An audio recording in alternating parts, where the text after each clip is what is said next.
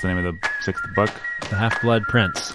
Coming up next, it's the 6th episode, The Half-Blood Prince of Bookening episodes on Harry Potter.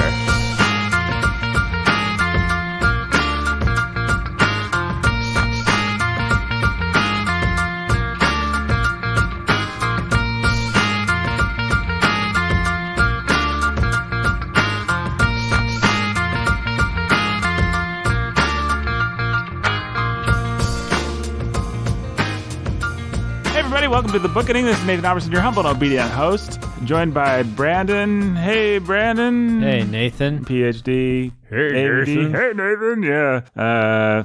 Sounding a little different than he did last week. Oh, yeah, so much different. Who do you like better, Jake? Brandon in the flesh, IRL, in real life, or Brandon as performed by me? Or maybe I should ask, do you like me better? Or do you like me better? I like the real Brandon Chastain. Well, the real Brandon Chastain, please stand up. Okay, I'll stand up. He's standing up, folks. Not really. He's not really. We could have let you. I was going to, then. We could have lied to them on it's radio. They'd never know the difference. But we don't tell lies. No, we are nothing if not voracious. Is voracious? No. No, voracious? We have veracity. We're nothing if not hungry right now. We are voracious. At least What's two of the us are adjective voracious. form of veracity, though? Probably voracious. Veracious. Veracious. We are nothing if not veritas. Veritas. We're just the truth. Veretic. We are the truth. We're nothing if not veretic. We represent truth, justice, and beauty in this room. Yep. Which one of us is which? Beauty, obviously, right here. This is really difficult. I'm not sure. I'm Jake's As the pastor. pastor, he would represent justice. Or truth. Or truth, which means I would represent justice.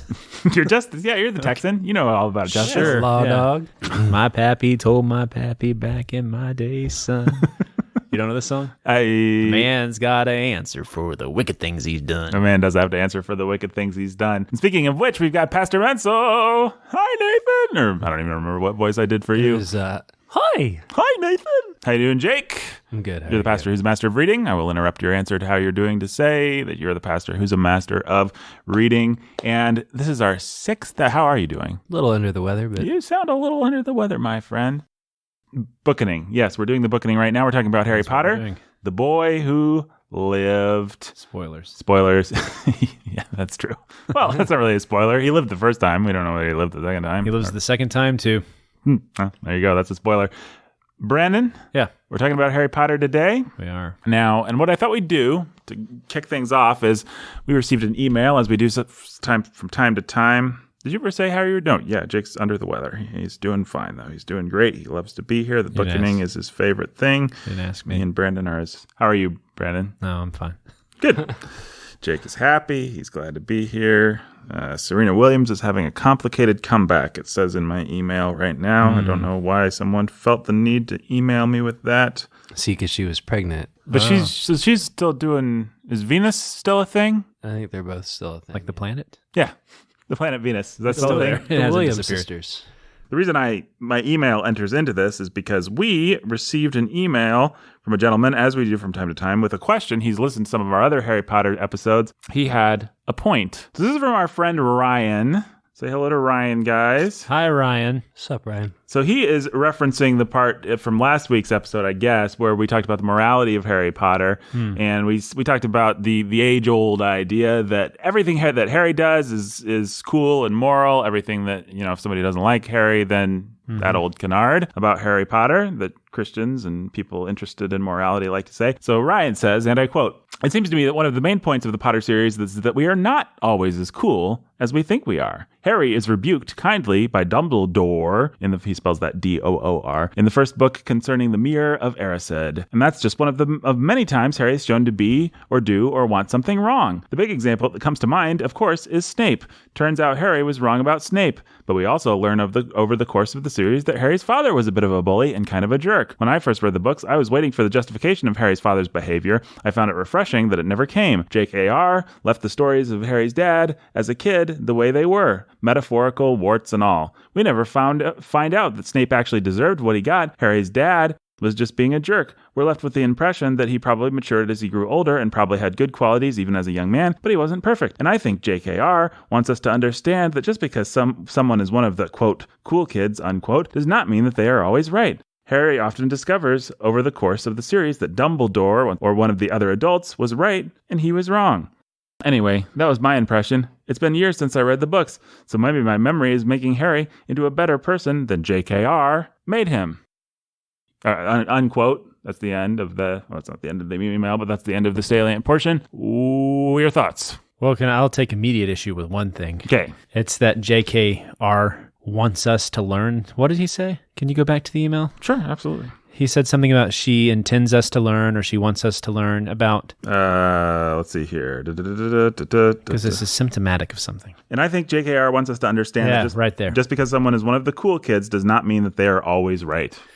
A lot of people say this about authors, and when even I talk about the author's intention within a book, maybe some people might think that this is actually what I mean. Is like, I think that Tolstoy in Anna Karenina is being very intentional about trying to teach us something. Right. Someone writing a book like this, they're only teaching you insofar as the world they're creating follows a certain morality and pattern. Mm-hmm. She's not necessarily intending to teach us anything about bullying and about the way that we grow or whatever. Right. Does it make sense? And it can lead you to some fallacies, I think, if you look at the authorial question that way.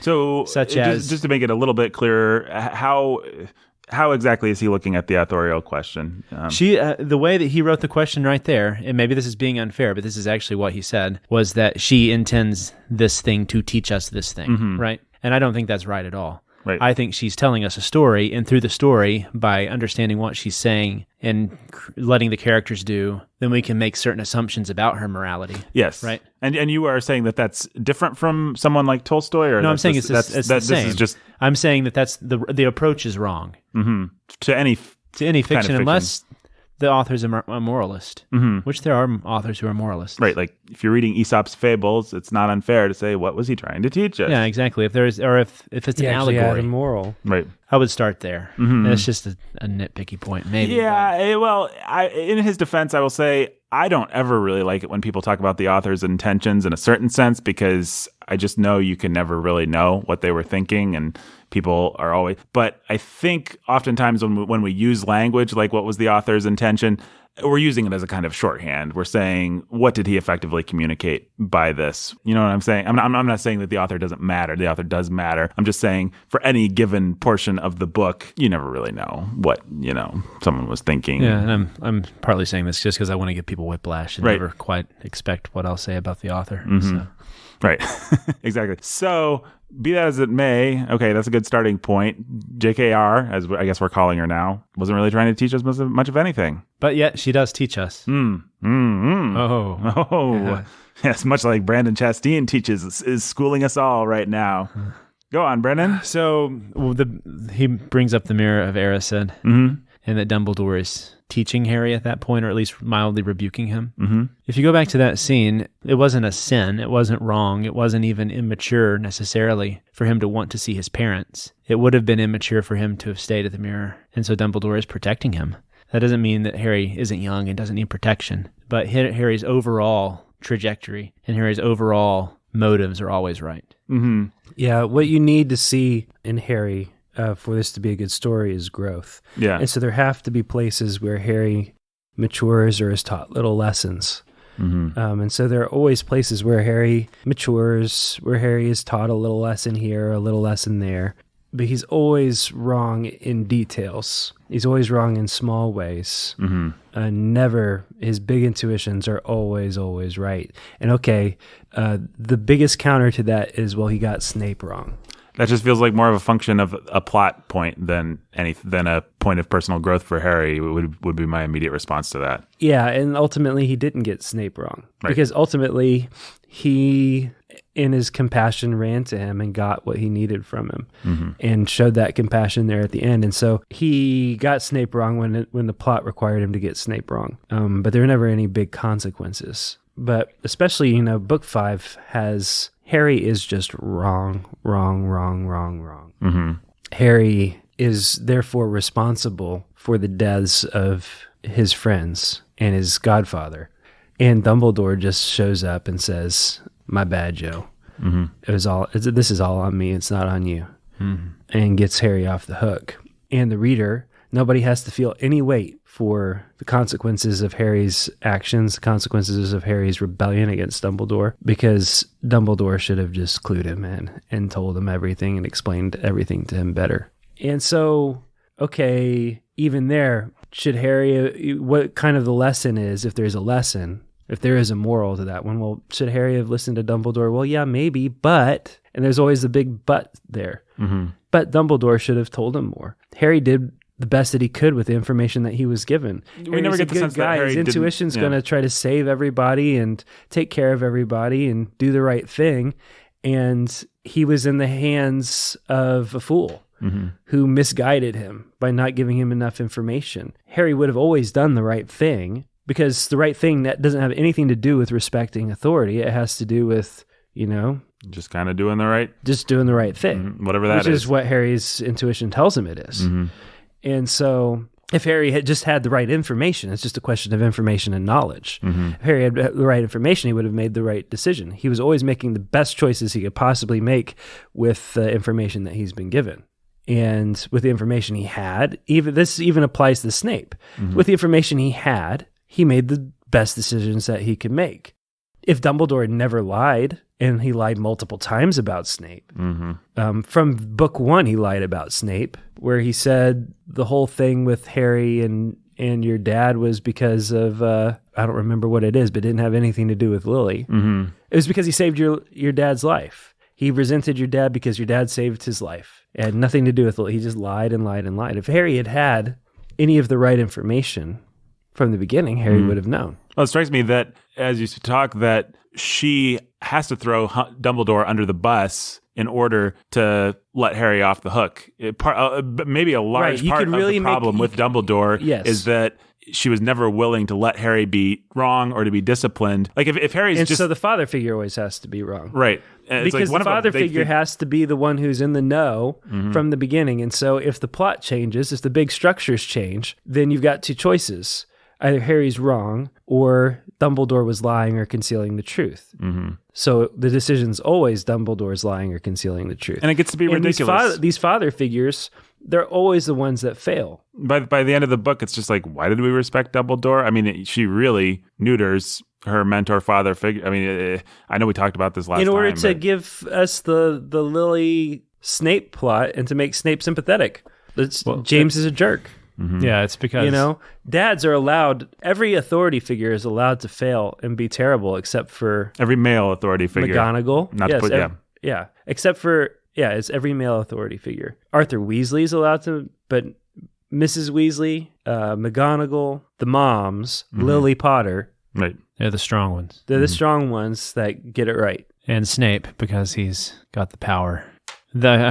He's got the power. Well, what I'm thinking of now when I'm saying power, because I'm thinking of that one room in the end of the 5th book that they can't open because it has too much power or something holding the door shut. And Dumbledore says if you were to go in there, what's in that room would like consume you or something. And apparently it's heart. And he says it's what what Harry has so much of, and which is what makes him where he can make these wise decisions, and it's his greatest power, is what Dumbledore says. It's his heart. Yeah, that's her morality, and that's Harry's intuition is always going to be, which is heart. She equates heart and intuition. Yeah, absolutely. Harry's always following his heart, and so his heart never lies, and his heart can only be lied to, and so Dumbledore conceals truth, Voldemort lies. Harry makes a decision that gets Sirius Black killed. It's not Harry's fault. And you can Harry did the right thing with what he knew. His instincts, his heart was in the right place, always in the right place. And you can see it in the way that she even sets up her world, and that Gryffindor is like the crowning house, as opposed to, like, if you were to imagine Tolkien writing this world, to go back to Tolkien again, which of the houses would he have? He would have at least had Ravenclaw there with Gryffindor, right? Oh, sure. The House of Wisdom, the House of Learning, because you always see Gandalf off and reading in the lore. He's trying to also learn as much as he is trying to get power, but she favors not the arrogance, but it's just the heart, the intuition, the thing that leads those who are going to be brave. And it has nothing to do with wisdom, it's just heart. And so Henry Potter. Harry has heart, and in the end, Snape has heart too, because he's committed to this one woman so passionately he's willing to die. Do you know who doesn't seem to have a lot of heart, really, is Dumbledore. I mean, Dumbledore, I know we've said it now multiple different ways, multiple different times, but that character just does not work, and it's a moral failure. Yeah. He's both a character who can have enough power that we're supposed to think that we just don't understand him, that he can drive the plot, and also at the same time be a mouthpiece for her cheesy moralities. Mm-hmm. Yeah. For what she takes to be her great Confucius sayings. Mm-hmm.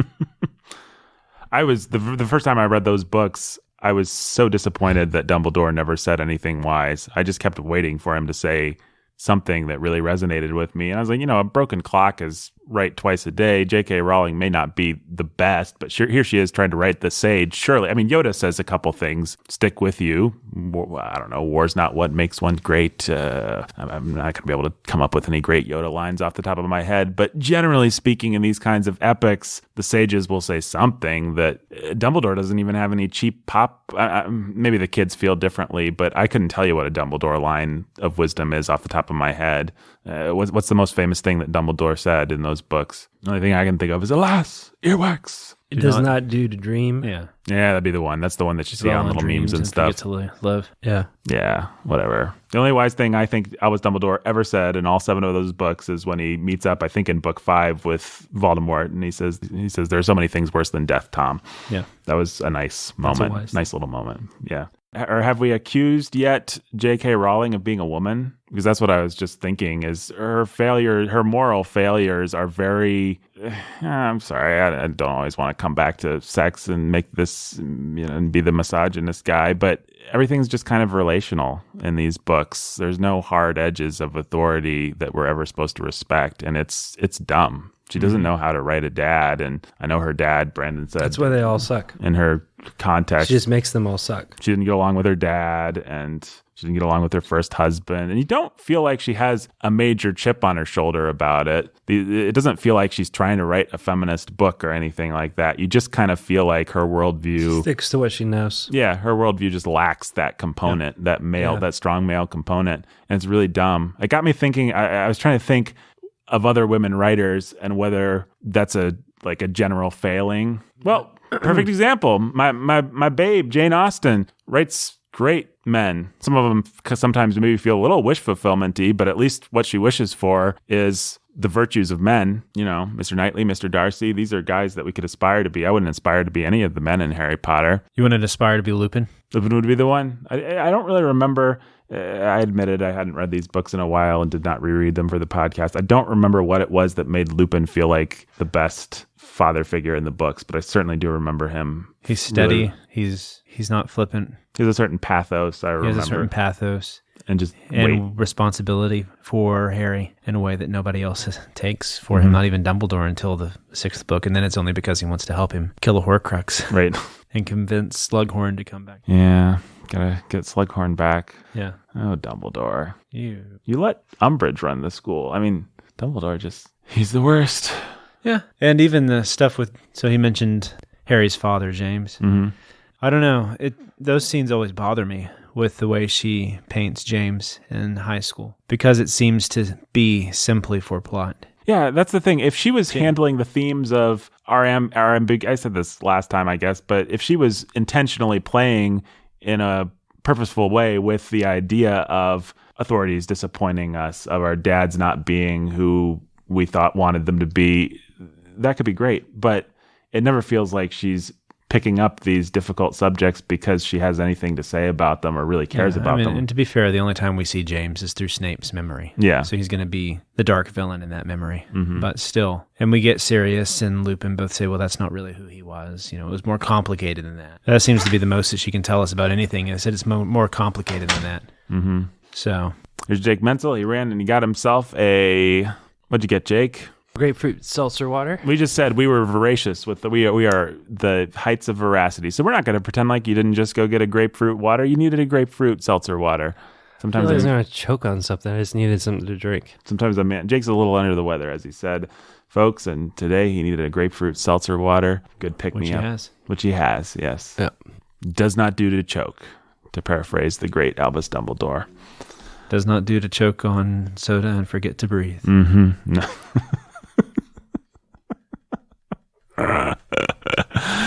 Oh, well, what else?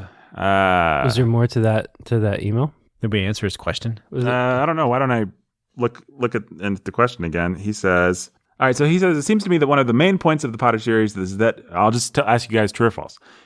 One of the main points of the Potter series is that we're not always as cool as we think we are. True or false? Yes. False. That's one of the main points of the Potter series, is that we, not Harry, but we the reader, We're all Harry. we the people. we're all Harry. Everyone's as cool as they think they are. Absolutely. No, the point is, No, in J.K. Rowling's mind. in JKR, as I like to call her, J.K. Rowling is teaching us. it seems one of the main points of the Potter series is that we're not always as cool as we think we are. True or false? False. I would say that that's false. I don't think that the books That's are... not a point He's going to want that evidence. she's trying to make. So we're saying he They can gotta come back to us with substantiate it. evidence. Well, so the evidence is Snape is... This is his evidence. That people are that Harry's dad. you're not as cool as you think you are. That's the point. Yes. Didn't we say that? No, look, Harry is as cool as he can possibly be all of the time, except that you the reader are not cool, and so Harry always needs a foil. Mm-hmm. And so there's always going to be something that turns the crowd or seems to turn the crowd against Harry for a brief period of time before Harry gets to be everybody's favorite hero again. But when I saw that first movie, absolutely striking to me, and I don't know how old I was when that first movie came out, but I just remember thinking, what on earth? He's the Quidditch guy now, and he's catching the snitch. He can do anything. It was just striking to me how He's the boy who lived. He's the Quidditch star. He's on top of the world. He's the youngest kid in 100 years. He's the guy who defeats Voldemort here, and then Dumbledore's going to bring and the the whole points so that his team gets. He brings Gryffindor the cup for the first time in years, and he, and everybody in the entire school who's not a Slytherin is happy about it because everybody hates Slytherin. He's in like the coolest house to be in. And you watch the He movie. has the coolest line of people. Professor McGonagall can hardly keep a smile off of her face at the end as Gryffindor wins, and. Yeah. Yeah, no, she set it all up. She's going to make sure that Harry broke the rules. She got Harry a broomstick.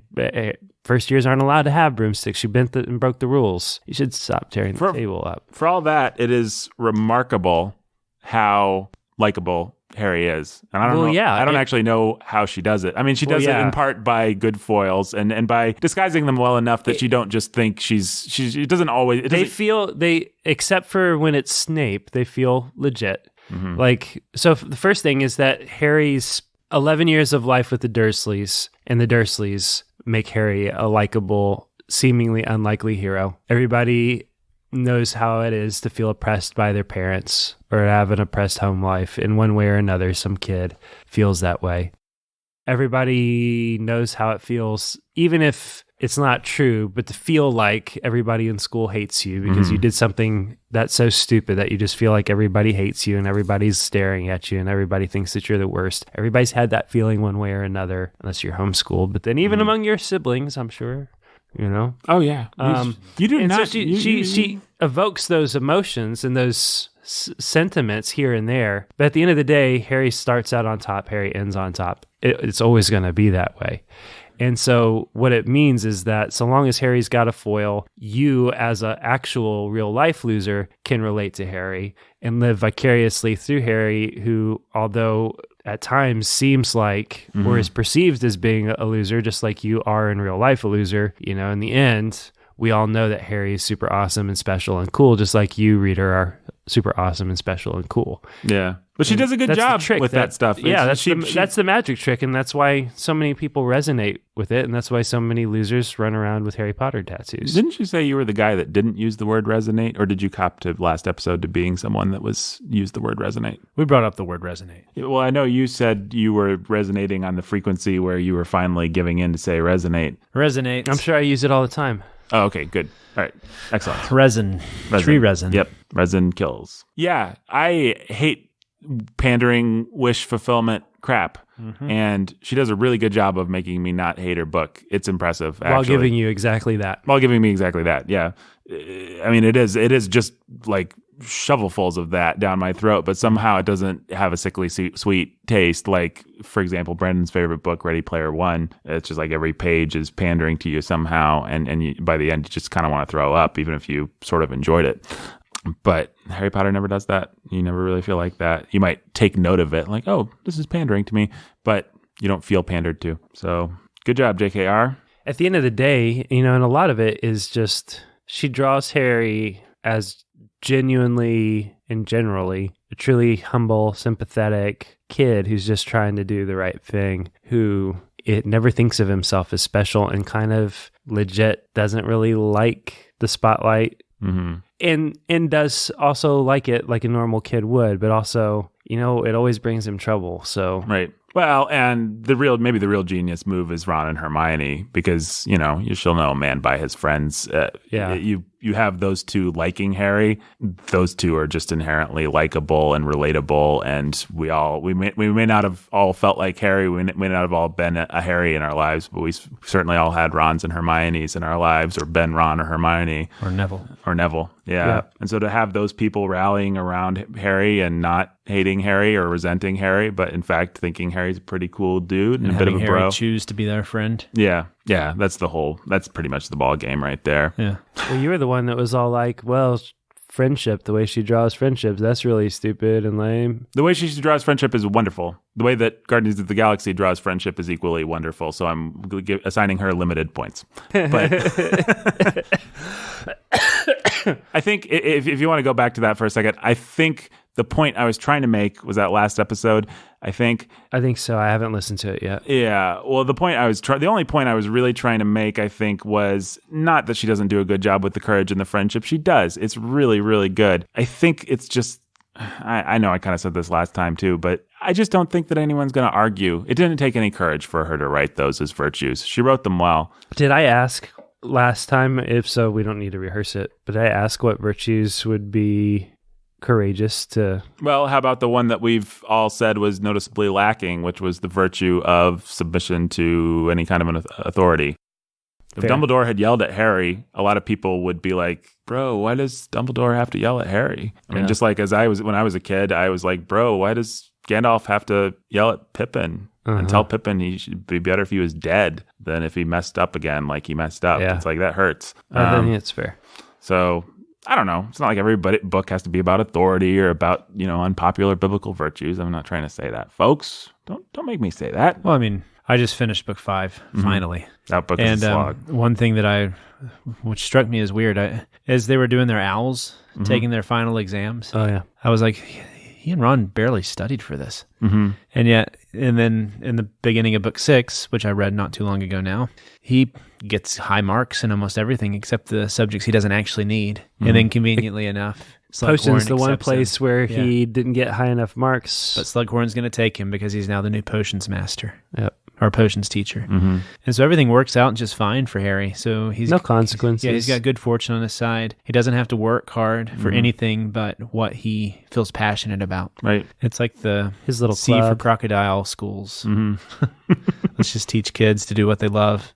Well, I really think if the books do somehow, by some cruel twist of fate, find themselves doomed to obscurity, if the books don't last, it will be because she wasn't capable of writing some actual wisdom and some actual sacrifice and an actual coming of age for Harry. If there's one thing that makes the books not good, it's that they don't have that quality, which they should have. Yeah, and they are missing that, because book 5 could have been, I keep bringing up Tolkien, but it could have been Frodo struggling with the ring. Yeah. And I remember when I first read The Lord of the Rings, those scenes made me really uncomfortable, where you actually see Frodo being corrupted by the ring. Mm-hmm. And then when Sam tries to take the ring and how it actually kind of corrupts him for a while too. Mm-hmm. It's, yeah, it's good. Yeah, it's... Well. So, and then not to... And we may have made this point, but she had the opportunity with the scar being a connection to Voldemort, to actually have this struggle with darkness and to really have that mean something, and then have Dumbledore step in and be his teacher, someone who had authority and wisdom that could actually help him through this, and Snape to actually be sympathetic when he was teaching him occlumency or whatever it was, instead of just being this petty guy who couldn't get over a school crush. Right. But she wants to glorify the petty guy who can't get over a school crush. She wants to get rid of the guy who has any, who would be the best chance of having any authority, which would be Dumbledore. And instead just praises, it's like, it's not as perverse, but it's pretty close to what I hate about Little Prince. It's all about the child's heart being the purest thing in the world.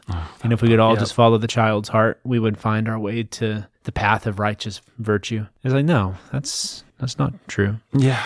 That book is gross, y'all. Like The Little Prince. I know. I think we've said it before. One day we're gonna have to review that thing just so we can nail it to the wall. Let's review it right now. It's horrible. It sucks. It's horrible. Never read it. Do not let your kids read it. Unless you want them to grow up into little posers that will commit suicide. I mean, I really just think the book is evil. I think it's evil. I'm not speaking hyperbolically here at all. Me neither. I think it's evil. Yeah, there's something sexually twisted about it. It is sexual. It's sexual. And there's something suicidal. Yeah, right? It's sexual and suicidal. It's death and sex glorified in a perverse, given the sheen of pedophilic sort of way. It is pedophilic. It's the relationship between the aviator and the Little Prince. It's the classic relationship between the old man who's going to listen and understand the child, but nobody else will understand the child. And it's gross. Yeah, well, it is. And these are the kinds of insights you get when you listen to the 6th episode on Harry Potter. Yeah. As done by the Bookening.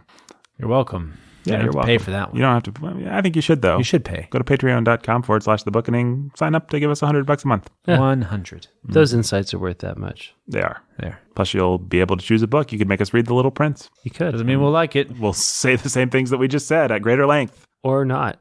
We'll just say them at this length and be done, because maybe that's all it's worth. Yeah, we didn't promise we'd do long episodes on the books you'd make us read. You could also make us read The Rainmaker by John Grisham. You could. Then we'd have a movie to watch. Yeah. I'd appreciate being forced back into Grisham. Yeah, one of these days. Reckon with my childhood. Let's do it. R.L. Stein. Yep. Oh, no. Let's just go relive Please. Jake's entire childhood. We are under a bit of a time crunch here, I'm afraid. I know you got long commutes. I know you like the Bookening to be longer. You probably liked people in the early days of the Bookening. They would tell me that the podcast was too long. Now, mostly I get it's too short. So that's how expectations are adjusted according to something that you're doing. In any case, this episode is going to be a little short. I apologize for that. If you wanted it to be longer, listen to it twice. You can listen to it twice. Yeah, you can hear all our insights on The Little Prince. We're going to be back next week for a battle royale, a Harry versus Voldemort, a Neville versus Nagini, a Mrs. Weasley versus Bellatrix, if you will. Yeah. It is going to be an intense battle. On the one side, you're going to have Jacob Menzel, the pastor who's a master of reading. And Jake, what point of view are you going to be defending next week?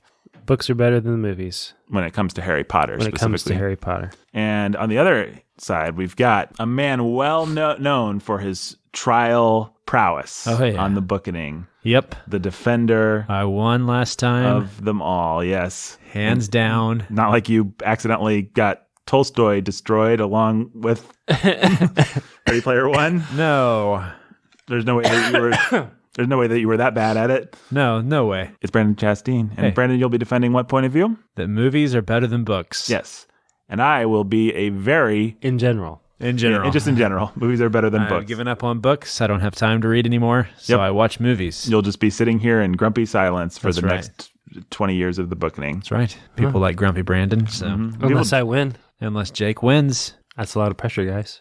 No. Brandon's defending actually the point of view that the Harry Potter movies of all movies, are the best. Yeah. And better than the books. I myself will attempt to be a impartial judge. However, you will fail. I will fail miserably, and Jake will be sad because I love the Harry Potter movies. I think they're great. Not all Harry Potter movies are created equal, of course, but I think the movies are really something special. I think Especially the books number 3. are pretty wooden. False. Well, no. You're right. The movie of number 3 is a good movie. Yes, but we'll talk more about that next week. It'll be exciting. I have learned absolutely nothing from our last trial, so expect some more of the same. Well, you'll have more preparation this time. Didn't I spring that trial on you guys at the last minute last did. time? Yeah, we didn't know that was coming. You did. Yeah, so But I'm still the same old Brandon. you have all week. You can retain actual legal counsel if you want to. You can. I've been offered. But... You've got money to throw around. Oh yeah, so much money. You can Swimming in it. You can actually bring a defense lawyer with you if you want. I mean, you can attest to the fact that my shirt today is just, what do they call those? Pins? Pins? Clothespins, right? Are they clothespins? Yeah, clothespins, yeah. Metal pins? Yeah. Okay, let's try this again. Okay. Safety pin? My safety pin. My shirt is just a bunch of $10 bills safety pinned together. I can testify, in fact, that Brandon is wearing a shirt that is nothing but $10 bills pinned together. Hey, let's do donor shout-outs. And let's call our good friends Maya and Ben in to help us out with donor shout-outs. How about it, guys?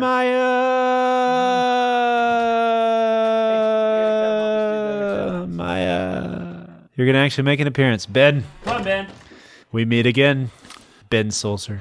All right, we've got our good friends. There he is. We got Ben Sulzer in his house. You know him from the Sound of Sanity podcast. Been into his house. And we've got our good friend Maya. You know her from Donor Shoutouts. Maya! And she may or may not appear on Sound of Sanity sometimes in a different capacity. You'll have to guess which role. Yep. Could be Nathan. Could be Nathan. You never She's know. been Nathan the whole time. If you guys will cluster around that microphone there, I'm gonna have them help us out with Donor Shoutouts. Great. Jake's gone. You guys are Jake now. Yep. Oh, here comes Jake. Jake, I'm having them cluster around your microphone so that they can help you with donor shoutouts. So they can help me? No. You should. I'm just going to get out of the way. Yeah, you should just get out of the way. All right, here I go. We all love Jake, but Goodbye, Jake. we have had many episodes to hear how Jake does donor shoutouts. And it does them well every time. Oh, he does them fantastically well. The best. He's the best. And the best around. All right, Brandon. All right, Nathan. So you're going to shout it out, and then what are they going to do? They're like fulfilling the Jake role, so they got to do some little silly thing. Doo-wop. Yeah, sure. You guys want to do doo-wop? You guys know what doo-wop is? What do we want them to do? Can I have What does that mean, definition, Nathan? please? Yeah. Doo-wop. Do-do-do-do-wop. It's like that kind of music. They don't want to do that. They don't want to do. It's great. How would that? I have no idea. Do-do-do-do. Jake never knows how he's going to pull off. That's It's right. like a natural talent. It's basically the Bookening becomes a real improv show when you get to donor shoutouts. We are You guys improv. the stars. Yeah. We are the best improv podcast out there. We are certainly the cleanest. There are no, I mean, it's not like podcasting is a great platform for improv. No. Until us, we were You were the first. the pioneers of that. Let's call. You guys can do whatever you want. Brandon's going to call it out, and then you're going to lean into the microphone and do something special in unison. Yep. All right, You got to do the exact same thing. Brandon, call To read each other's minds. call it out for the immortal Chelsea E. The immortal Chelsea E. Do the immortal Chelsea E. Oh boy, Gorgeous. Jake. Nathan, not me. Nathan, not Nathan. Do up boo Nathan, not Nathan. Yay. Career as my backup singers. Little Jimmy Beam and little Annie Oakley. Is that what we say about them? Jimmy Beam and little Andy Oakley. Is that what we say about them?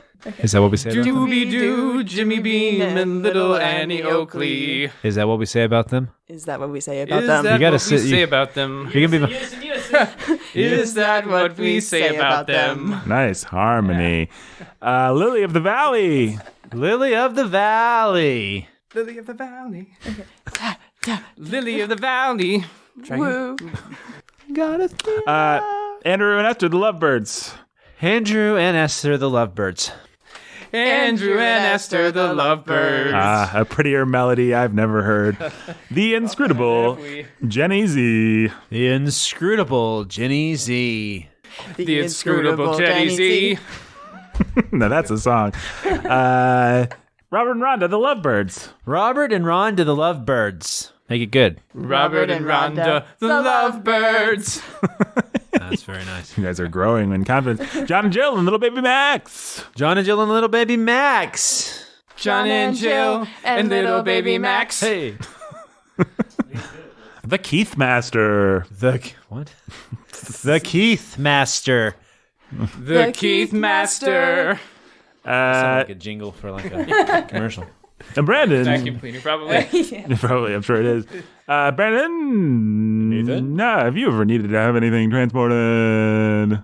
Not today, Oh, well then. but I have in the past multiple times. If you had, you And- know what you might have wanted to use. I might have used this very thing you're thinking of. My beloved Mother Beth. Oh, like in a backpack.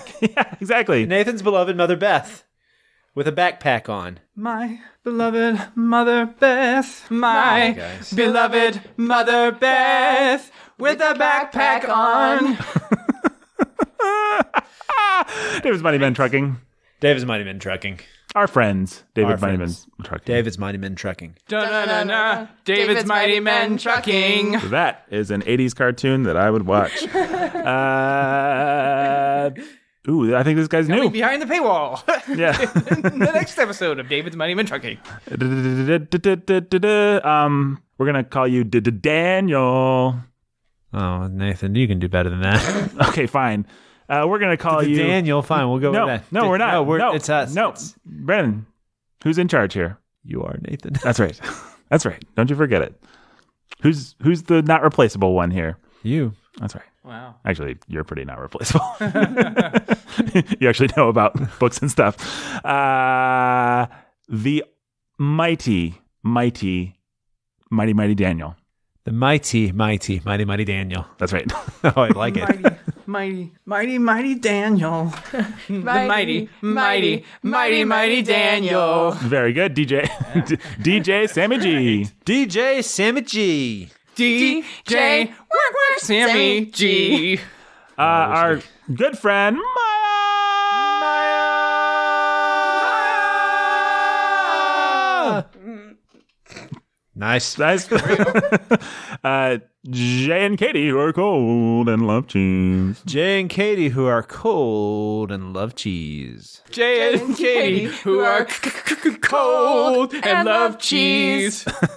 Benny and Dana T. Benny and Dana T. The Lovebirds. The Lovebirds. Benny and Dana T, the lovebirds. Eric and Catherine, the Lovebirds, and little baby Max. Eric and Catherine. Nope. False. Max. Wait. Wrong siblings. Eric and Catherine, they call her baby Max. Eric and Catherine, the Lovebirds, little baby X. Eric and Catherine, the Lovebirds, and little baby X. Eric and Catherine, the lovebirds, and little baby X.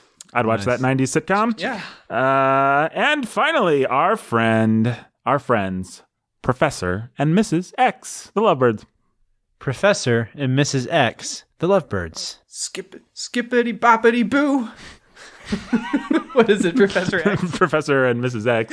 Professor and Mrs. X, the lovebirds. Skippity boppity boo. Professor and Lady X, Mrs. X. Lady X. Lovebird. Lady X. There we go. Lady X. The lovebirds. All right. Do they get an applause? Sure. All right. We're applauding ourselves, Yes. too. Yeah. Encores are available. They're recording an episode of Sound of Sanity for us. Is that the one that comes out this week? Yeah, it should be up by now. Yeah, it's out. You go over to Sound of Sanity. It won't make any sense if you haven't listened to the other episodes of Sound of Sanity, I guess. Yeah, it'll make some sense, right? Yeah, sure. It's the darkest episode of a podcast we've probably ever done. Yes. True. And that's across all Warhorn media. It'll put a smile on your face. No, it won't. Oh, wow. I mean, it will. You're the Joker. Like, It's good. I encourage you to listen to it, but it's pretty dark. Hey, let's do the credits.